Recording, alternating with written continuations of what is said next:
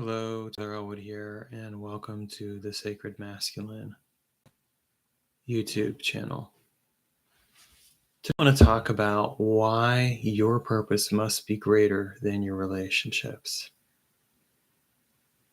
And why at the same time men so often define their purpose around their relationships, and why we've been indoctrinated to do this, and why it's actually one of the most important things that we change.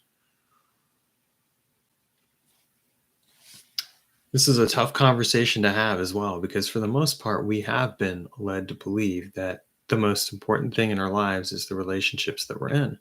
That's what men tend to prioritize. You get married or you get into a committed relationship, you have children, and those things are put first. And often what ends up happening is that as a result, the man ends up in a scenario where he's a nice guy, people-pleasing nice guy, where he's always putting out other people's needs above his own, because he's been taught that's part of what it means to be a man. If I'm going to show up as a man, then I have to show up in a way where I am always putting someone else above myself.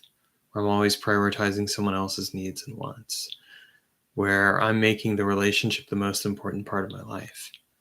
And don't get me wrong, relationships are important, and it's important to honor the people that you're with and to take care of them and to show up for them.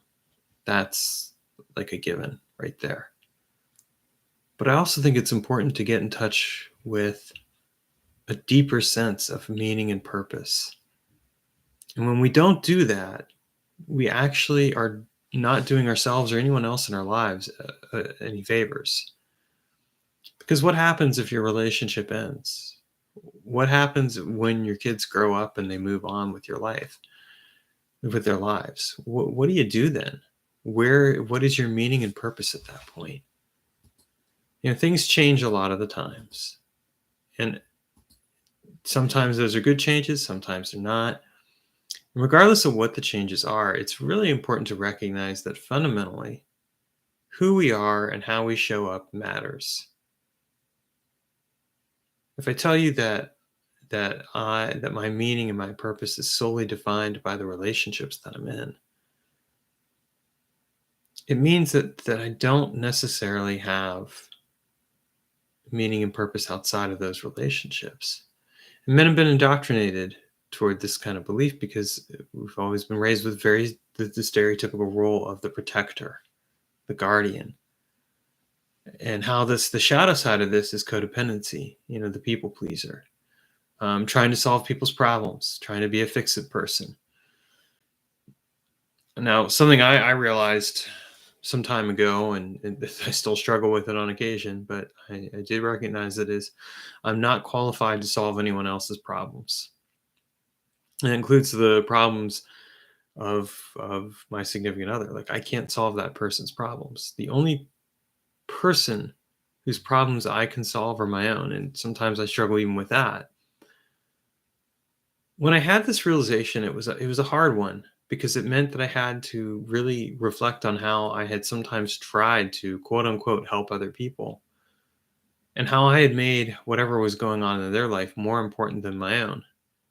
I had put myself on the back shelf, thinking I was doing the right thing, thinking I was making a noble sacrifice, when in fact what I was really doing was setting myself up to fail in a very real sense, because I wasn't paying attention to the things that I needed to work on with myself. At the same time, I want to stress that finding your meaning and purpose isn't just about navel gazing and doing the internal work. That's an important part. You do need to look at yourself. But part of it really boils down to actually discovering what speaks and calls to you that is greater than your relationships. What's something that's going to motivate you no matter what happens? If you break up with that girlfriend tomorrow, can you still do whatever it is that you feel called to do? Or if your kids graduate from college or high school or college, and then they've moved on with their lives, can you can you find meaning and purpose outside of just raising them? Again, it's not that these relationships aren't important. They are. But if we look at one of the most important relationships we have is with ourselves. And yet this relationship is deprioritized a lot. We've been taught to deprioritize it. Well, your needs and wants are come second, or it's selfish of you to think of yourself, to think of your needs and wants. It's selfish of you to focus on your desires. It's selfish of you to take care of yourself. Well, yet if we don't take care of ourselves, how can we really show up and take care of other people? That's a question I ask people a lot. As it applies to meaning and purpose, I think the most important thing that we can do is recognize when we have sacrificed our sense of meaning and purpose for someone else in such a way that we fundamentally put ourselves out of service. We've fundamentally fallen out of alignment with who and what we are. And in the process, we've lost something significant along the way. We've lost a part of ourselves. If I'm always prioritizing other people, if I'm always putting someone else's needs and concerns and wants above my own, what I'm really doing is I am taking away from the sanctity and the power and the strength of my own life. And this is a very significant thing that men will do a lot of the time. We are taught that we have to put our own needs and wants to the side. Yet doing this is, again, one of the most unhealthy things we could ever do. It is something that fundamentally does not serve us in a way that is really remotely helpful. And it's significant because what we end up doing is we end up giving away a part of ourselves that really needs to be honored. We give away that part that can find the meaning and purpose beyond the relationship. So I'd share you really that relationships should never be so important that you can't speak to what is also really important in your life. Like for me, something that's really important in my life is the evolution of magic as a practice. That's something I'm always going to work on. It doesn't matter who else is in my life. It doesn't matter the other relationships. Like if those relationships could come and go, and I still have that meaning and purpose. I've come to recognize that my work around sacred masculinity is the same thing. I feel like men have a real pressing need to hear these kinds of messages, and that they have a real pressing need to explore like what helps them create a meaningful and purposeful life in their own, and in a way that's significant to them. I think that when we don't do that kind of work, we aren't really paying attention to who and what we are. We aren't paying attention to what is significant for us because we're giving into someone else's identity. And the irony of it all is that the people in your life don't really want you to make the relationship the most important thing. I mean, they want to be important.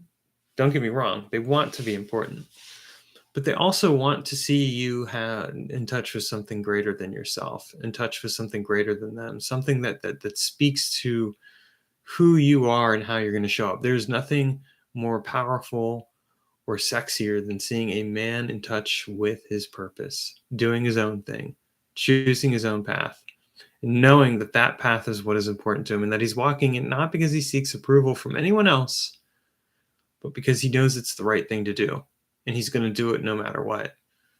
That's what's important. People who have a sense of purpose do not define their lives solely by their relationship because they understand that relationships can come and go. That even if you go in with the intent that this relationship is going to last, things change. But finding your purpose and your meaning, no matter what, that is what keeps you on track. It is what keeps you on track with what compels you. And it's not that you shouldn't put the effort in. I want to be very clear. It's not that you shouldn't put the effort into a relationship. That's not what I mean at all. Like when you go through struggles or whatever, of course you should put the effort in.